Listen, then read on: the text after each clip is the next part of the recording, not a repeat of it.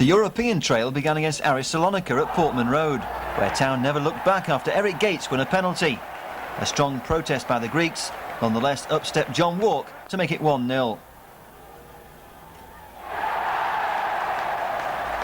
It was a night to remember for Walk, in a competition in which he was destined to score plenty of goals. His second was down to clinical finishing.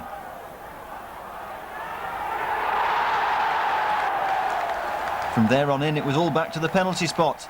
Again, it was Gates who won the spot kick. His speed on the turn too hot to handle, and Walk was on for goal number 3.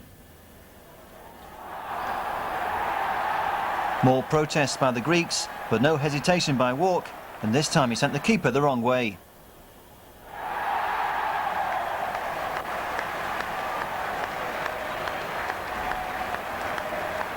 It was now getting repetitive. Another foul on Gates. The only difference this time was the end result. A red card instead of a penalty for Fyros. In the second half, it was Salonika's turn to get their chance from the spot. Butcher with the foul, and the Greeks pull a goal back despite a brave effort by Cooper. Palace the scorer.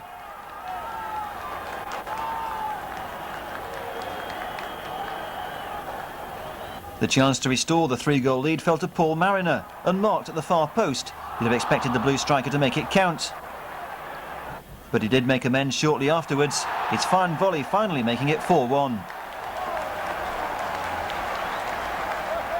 Still, there was time for another foul on Gates, and the opportunity for John Walk to complete a hat-trick of penalties. This time he opted to go right, and the goalkeeper got it wrong again. 5-1 was a great start, but nothing was being taken for granted. I think anything can happen. They'll turn a game of football into a kind of a war with their tackling, their intimidation, and the way they can, you know, bring a football match down. Did you have any fears in that direction for this return leg, given the lead that you've got? Well, I can't control what they can do. That's obviously absolutely sure. But I can control our attitude and the way we will behave and the way we will play our game. And obviously, strict discipline is required.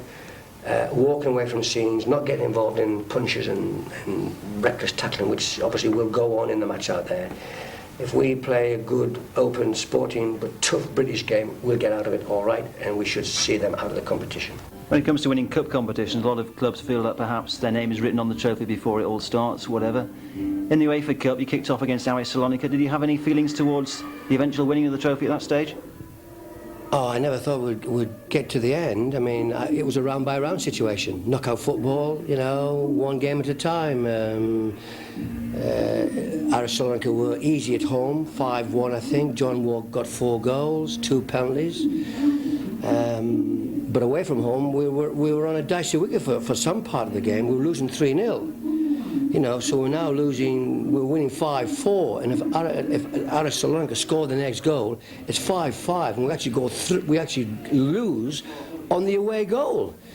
Fortunately, Gates got us a sharp goal, you know, midway through the second half, which put us 3-1 down, but in a nice position in terms of the aggregate. So we had a comfortable margin in the first round, in the first game at home. Ένα ακόμη κόρνερ με τον Χατζιαντονίου, η κεφαλιά εκεί out. Κι άλλο ένα κόρνερ με τον Δράμπη, απέτρεψε ο Μάρινερ, απέτυχε στο Σουκουζενινίδης. Το ανάποδο του Κυρινό του Σουκ κατέληξε out. Ο Μπαλής τώρα. Έρλει και τον Όσμαν. Προσπαθούν να κάνουν κάτι εμπλέγει στο χώρο του κέντρου, όμως εκείνος ο Μερτζίδης. Και τώρα ο Πούλς.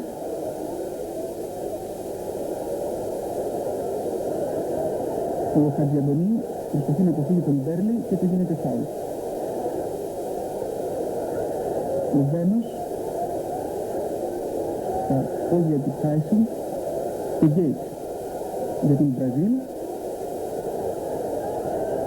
Ο Μιχαλής του σκόρει και ένα φάουλ. Αυτό ήταν και το σκορ του ημιχρόνου. Περισσότεροι από 30.000 θεατές παρακολούθησαν τον αγώνα και χειροκρότησαν τον Άρη για την ωραία του εμφάνιση. Βλέπουμε τώρα την νότητα από το δεύτερο ημίχρονο Ο Ζελινίδης, σε μία του έφοδο, απέκρουσαν την Άγγλη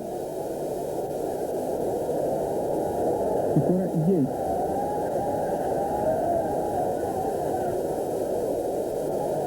Ο Μπράντις τον έκοψε, ήταν και ο αρχηγός του Άρεος στο παιχνίδι αυτό.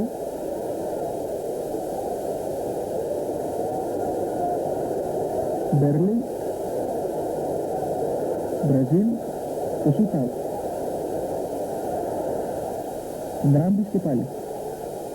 Όπως είπαμε, από τους κορυφαίους του Άρεος στον αγώνα εναντίον της Ipswich που παρακολουθούμε. Χατζιαντονίου κόβεται από τον Μπέρλι. Βαθιά παλιά του Τάισον για τον Μπραζίλ.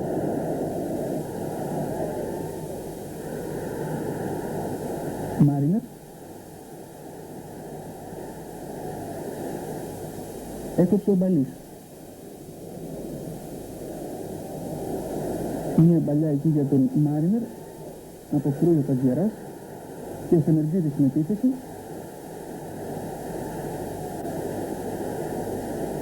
Μιχαλίτσος.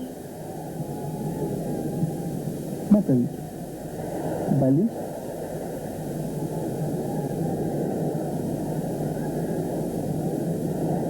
Ο Χαντζιαντονίου τρέχει. Απέκρισε ο Μπέρλι. Ο Κούις δίνει στον Μάταλη και Γκέιτ. Για τον Μπραζίλ.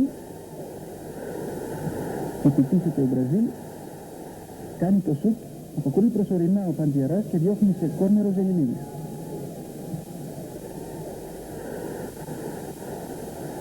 Ένα ανάποδο σουτ του Μπραζίλ τελικά μπλοκάρει ο Παντζιαράς.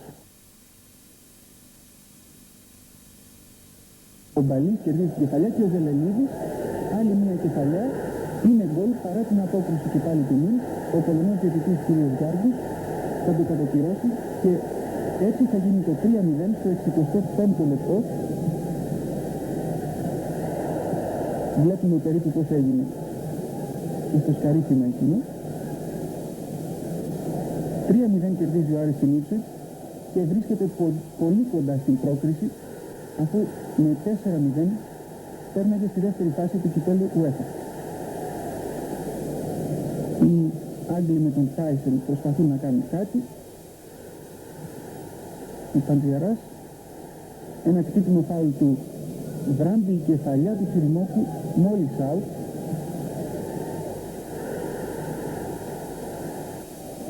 Μάρινερ. Ένα σουτ του Μπραζίλ με υπερπροσπάθεια αποκρούει σε κόρνερ ο Παντζιαράς. Και εδώ είναι το γκολ του Γκέιτ στο 74ο λεπτό που έδωσε ουσιαστικά την πρόκριση